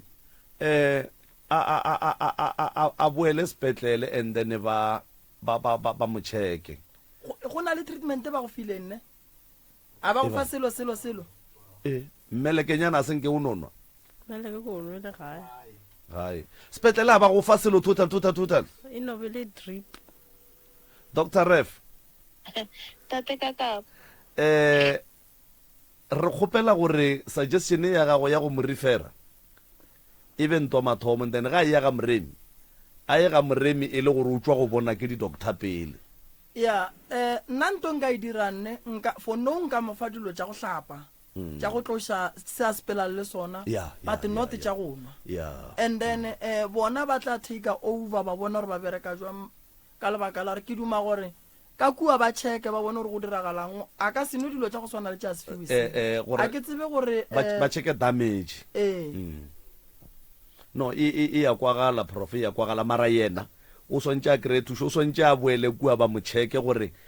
ntwe e mo gobaditše ga kakang ga e ka ba e mo gobaditše and then e hloka gore ba mo fe eng gore a nwe or a je and then gore e kgone go berekana le ntho e leng ka mogare ka mo teng and then go tloga mowe ba tla re botša gore o feed gore a ka ya go tsena dikaramelo a ka ya go dira jwang any suggestion Dr. Ref tate kakapa ga to o e nwele ke ntho e a e nweleng I miss that part o e nwele neng o e nwele neng sesi la bobedi last week go ra re ke 7 days because like o rile ke eng ntho a e nwele thinus. Oh, no, like, with the if something say, no, was and it's poisonous, Yeah. like the reaction, it's not going to take long. Okay. It's not going to take long. Like these days, like since Iba Tuesday, had it be that whatever that she drank was dangerous. Okay, she's not like this. Okay, she might be like because she might be a bit dehydrated because of that, but then if it was something that was dangerous, like that's why we keep them for 24 hours. Like that is a very critical time. If patient do only something dangerous, we should be seeing signs of that. Like so go njwale go ya ka polelo ya gago e no ra gore nako e ba mo khipileng ka yona ko sepetlele ba be ba swantšeng ke be shetse ba bone something ga botse go ra re go njwale ntwe ga go ne karolo ye e bapalang mo go yena ye e ka beng e le kotsi. Yes, Wow, yes, that's what I'm trying to say. Gore like had it be gore ke ntho e leng gore e ne le kotsi nka bo se re sa bolele le yena a le mo ka boko a leng ka teng. Oh yeah. nete wa tseba ntho ke nyakang keng nna go ya le ka nna ka mogo se se ya sebe a cancela go khotsofatsa a ka e dira gape ntwe. Yes, a ka e that's true. dira gape ntwe go swana le because le belela pa nto o e dirile la bobedi la be ka go feta le khono ke la bobedi o mo motse mo o nyaka thuso wa ikushisha so go raro sese o sa nyaka thuso e ntši kudu gore a tswa ka gare ga seemo sa leng ka gare ga sona ene re gopole gore ga a dutse gae go tlo ba le o mongwe mola sese a re ke khutšitše a mo founela re ke nyaka tšheletaka go tsoge ntola ya gore ke tshwenya ba gae ke tshwenya monnaka ke tla iša bana wa ikushisha sese ka gore problema ga go a se ntho e leng gore re tlo e solva no ya fela no ka gore go sane batho ba ba kolotang. And then ga go ne okay a ke re Dr. re feditše le ya ke nagana gore o tla thietša and then ra tla ra mofa di-feedback ka morago a ka thietša goba a ke tsebe maybe a nyako bolela le sese ganyana le nyako bolela something kapa go botšiša se sengwenyana doctor. Prof, a gona bothata le ntate ka kapa a ke itse ke ka utlwa ka prof gore molwetse o re o etsa bjang ka yana because a ke kgone go bona seemo sa molwetse gore mo gore o ya ka kere so go ka ba easy ga ke setse ke bona a le go gae but that ena ka mkgo le bolelang ka teng le ka mkgo le tlhalosang ka teng ke motho e leng gore like a ka gaina more into therapy so re tla zama gore re mo bookele for psychologist and then we'll take it from there and then if e le gore go na le mo e leng gore we should intervene maybe e le tabeng tsa gore re tseye madi re check a patient of course ke ntho e leng re tlo etsa before we refer the patient to the psychologist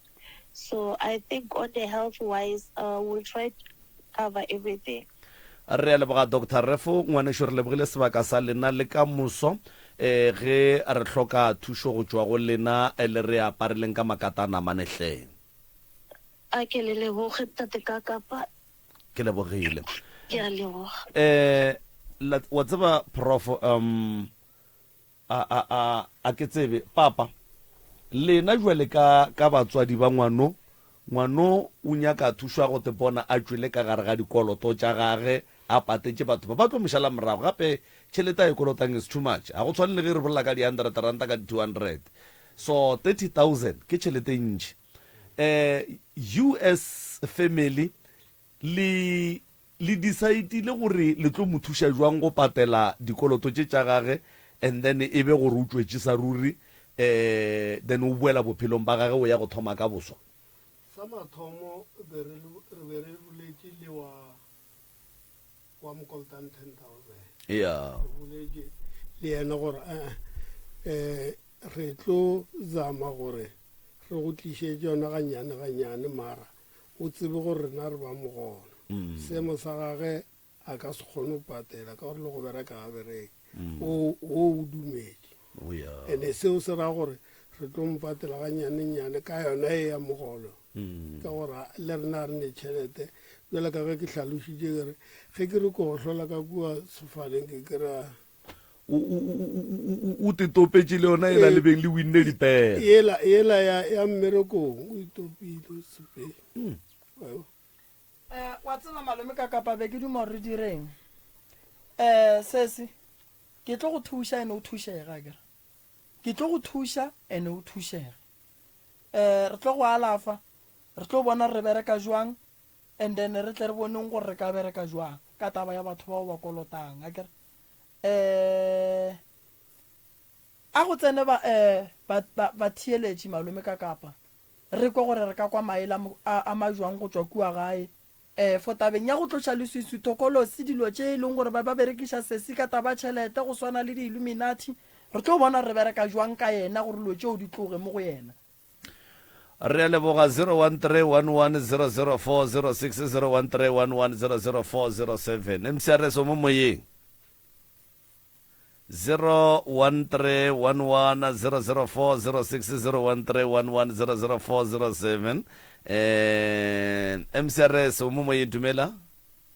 mcrs ka kapa kunjani ubaba rona le kae mahlangu Dr. Ulefelisi ka motho umthatha ukhambe naye yeah umthatha ngifuna ukukhuluma naye sisikimukwile yeah siba mentally retarded yeah then how can you don't substance and mobile control is poisonous then it's a criminal cyber crime ka cell phone okay yeah utsale tšhelete mogala ya ko mmerekong who do you think are you God nketile ngamndolo ka kapa lefelisa ke re a leboga ka go motlhapisa fela o tsamalele a se ka go bakela mogala bo mmereko gape yeah a se ka ya go tshwenya tate ke tla ene tsamaya wena professor ke tsa ga o tseo a o mmolese selo then a medical doctor o boletse lona doctor then o tla mo referela gape must go back to the psychiatrist yeah o tlole computer crime batho ba tsotsisa matswele wa ditseba ka kapa akaba kunjani uyazazi inshothi zamatswele elebo thank you 01311004007 mcrs o mo moyeng dumela sikhona kunjani papi siyathokoza baba usimelane lo siza kakhulu ukufundisa abantu abazibulala ukuthi ukudlala incwadi babeyizizathu esifikayo lezi ezikolota siyiqiniso akusiyiqiniso unamala nakathi uyakolota khona into esihlaza abantu abazibulelako nama-fact asirious abawabhalayo is either uzwa kwalomntwana sizwe ngendlela epasi-right is either urejiwe khona lapha umzwile ubaba nakathi bahlangene na omunye omkolota 10,000 bazwana bonyana bazambhadala njani umzwile ya ngizwile but isikhetho sesikoloto kakapha siyinkinga ngisho ukolotako belibala ibhadala cash ibhadala in-account angananyani eziyisele yena kuyakakhulu beqiniso isizathu esezikafuna zibulale lezi ekolota isiyiqiniso chama khe ngizwisise leyo ukuthi akusiliqiniso usho ukuthi mhlamunye nakathi uyakolota unamala nofana ibanga lokuthi azibulale akusizwe inkoloto angaphakathi kwazo isizathu sokuzibulala siyikolo yasiyikoloto uyasazi isizathu esenze azibulale mara inkoloto zona ama-consequence akhona ezomlandela izinto akazibulela mara inkoloto zana uyavuma ukuthi ukhuluma iqiniso ukuthi unazo inkosi yakolota iqiniso uyakolota kodwa isizathu sokuthi azibulala kuyisikoloto wena ucabanga ukuthi ingaba yini baba number one umuntu ozibulalako ukanisiningunokulahleka ahambe ekhaya angazivi ukuthi kuphi amalanganyana so afuna angathola angabe lokhu kuye kwenza ukuthi alahleke kungaba isizathu ukuthi azibulale nama angaba kalahleki asiyikoloto siyathokoza mcrs omomoye mayoki utimedisese mayoki ka moto mayoki yeah okay mayoki what a beautiful girl ya o mo lebeletse mo screening mo o no bona gore Satan o bapala ka bana ba batho. So a ke leboe papane thekgo ye a e fa ngwana le ha mo senyeditse a tswele pele ka tsela yona eo ke lona lerato la motswadi and then ke lebale ke ra gore ke lebogele le mogalawana wa hae thekgo ya mo fang yona so se modimo wa thekgo ye o ifiwang ke batho ba ba o ratang ba babedi banna ba babedi ba ba o ratang ke kuša re leeto la gore o fitlhe mo e leng gore o tšea sephetho sa gore o fediša bophelo bja gago o tla ba go ba tsala mafelello gomme a ko go botse Mayoki re ne le mmage ka mo le mmane ya ge gona ka mo motho o kry-a thekgongwe kgolo go tswa ka gae bjale Dr. Ref o boletse taba ya go mo refera lo dira dilo tse ka moka so nna pilisi ye ke mo fang yona go tloa ka mo stationeng ke gore a te thege ka lerato le a le khumanang ka gae ebile le a le khumaneng ka mo stationeng thego ye leng gore re eme ka maoto ka moka wona bjanong ko ke rapela ke mo rapediša gore modimo ntho e ka ba e tshwere ngwanong e fa maatla ba tloitsa ba roka gomme ba e fološe ka baka la re a se bonomale nto ya e dirang ke ema le mantšu a Mayoki a gare ba mo nameditše tšhelete e na le spirit se e leng gore a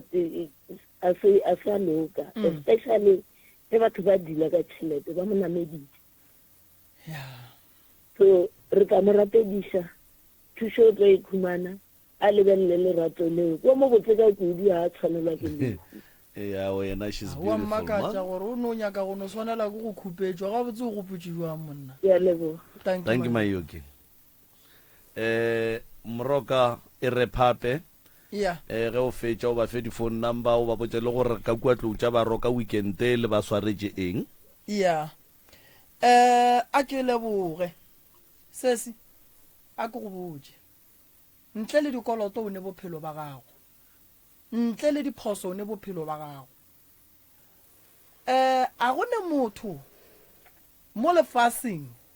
a sa rieng phoso a go ne motho mo lefaseng a sa phošetše go batswadi ba gage fela diphoso tša gago a di lokišege ka lebaka la gore wena o lekile go tepolaya modimo o ganne mara ka seo se riang o ka bolaya tatago le mmago le mmane yago o bapadile ka mahlatsi a mantši badimo ba go fileng ngwana a tšhelete bophelong ba gago o sa le o monyane a se bo a dira selo o sa ne le ngwana o monnyane šule wa sa kgoneng go te hlapiša a sa kgoneng go te phetola a sa kgoneng go te tsoša a sa kgoneng go bolela e le go gore ko wena santseng o tlo mo rute dilo tše ka makana ga tšona go tepela ya se solution ge o ka re o le ka molagare ga molete o la o monnyane o bolokilwe ba feditše re phatlalla moruti a tšea mogau wa thoma go gopola gore nto o e dirileng o dirile phoso o tlo tsoga lwa mo bophelong o se ka tsoga wa dira phoso ye e leng gore o tlo re ge o kere ke nyaka go ilokiša ya palela ko go lokišega ke ba bantšhi kudu ba tepalaileng ge moruti ga a fetša go tšea mogau a ra re sepeleng re ye ka gae batho ba lile bala ba khomotse ba ya ka gae ba go tlogela o nnoši ka molabolala ba go thoma go gopola gore ye ke e dirileng ke phoso ya go se lokišege o ne phoso ya dikoloto gone bjale ye ke phoso ya go lokišega ema go yona e ntane ye ya gore o tlo tepelaya e tšea mantšwa o a latlhele kgole dula fase le batho bao ba kolotang o ba botse gore ke nyako lepatela go nubala ga ke ne selo and then o tle go rena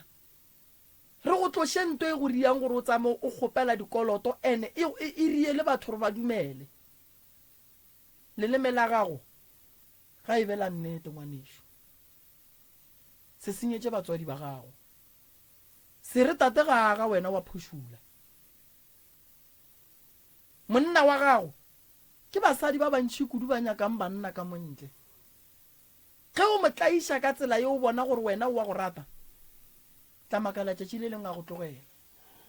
se mo kweše bohloko tšeo mo tlaišang ba gabo ba di bona a ba di thabele o nkwela ke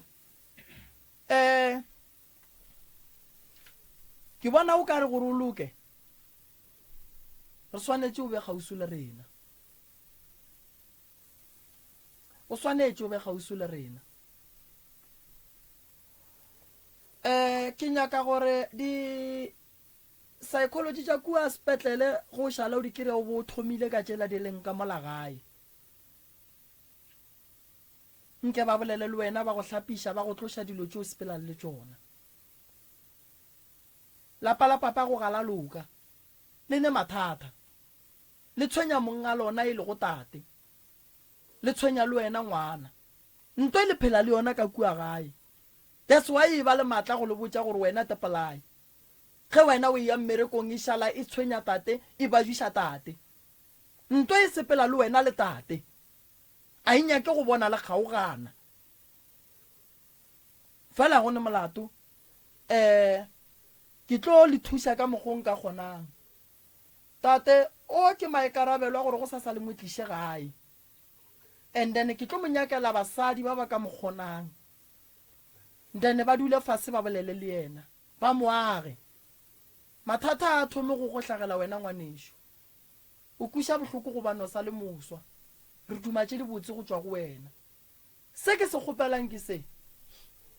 o tlile mo o social media o bona ke mang le mang bo mashone sa ka go fapana le seke la tsoga le mofile tšhelete re berekela go petšha dikoloto o kolota bokae sesi motsotso o šetšeng ko motee o kolota batho bokae minus 30 ya ka counter ka boka mara e dira 30,000 ke ka e ria 30,000 okay re ka se gone go ntšha di-donation le kgono e re go alafe pele a re alafe wena pele re bone gore wena o loka buang ba le re tla tšo re boletše le bona magagešo go sasa ga moremi re phetha ditaelo re a futha re a hlapa ba ba nyakang gore ba tla ba thegiwe mebele re a thega ba ba nyakang go thega dikoloi re a thega metse re a thega go sasa ke tšatši la go bereka tsogelang furugo letle le kry-e nthušo ka kua gae ke šoma le mmakola le ba bangwe fela kudu ge ke se gona ke berekela ke mmakola ke tlabe ke le gona go sasa tsogelang furugo magagešo ga re tsebe tša mosagare gore di tla re swarela eng ke tle ke kgone go bona gore ke le thuša jwang difounu tša ga moremi ke 071 398 1508 goba o ka founela a ke bušeletšetše gape 071 398 1508 goba o ka founela 060 959 0303 060 959 0303 o ka ya ka kua letlakale la rena la Facebook o no re DR Moremi wa re followa wa latela tše ka moka tše re di dirang wa bona wa ithuta tše dintšhi wa be wa lemoša le ba ba leng kgole le gausu ba kgona go tseba ka tše ntšhi tše e leng gore di a riega mo bophelong tlakala la rena le swere thuto le swere maele le swere dikgothatso le ya ga bophelo le nyaka go bona batho ba loka tate ke go lebogile kudu modimo wa lešoko a go lebelele ka leihlo le le botse ba e leng gore magagešo ba nyaka go tla megong ba palelwa ba ka founelang tate the reverend malefo go 072 133 6761 072 133 6761 ke lebogile kudu malome ka kapa batheeletše ba motse community radio station ka dikgokaganyong tša leago didata tša lena tše le di šomišang ka mehla le ka matšatši re a leboga magagešo ka kgopelo hle le ska fela le lebala gore voutela kua go mehlabohlangene le yela ya radio ye ya go godiša lenanego le le seke la lebala the crew ka moka ke a leboga Mr Malapela o berekile mmereko mogolo mmogo le bašomi mmogo le wena re lebogile thata ba lika moka ba batlileng ke a leboga malome kaka kana ka kua mohlabo o hlangene ba vouta ka eng ke ne nneta gore Mr Malapela o tlo ba emola paging o tlo ba botsa gore ba bereke jwang le noa mola paging ya DR Moremi le tlo e bona ka go ba le di live and then le tlo bona gore e bereka jwang re tlo le rielela mohlabo hlangene re be re boe re le riele le ye ya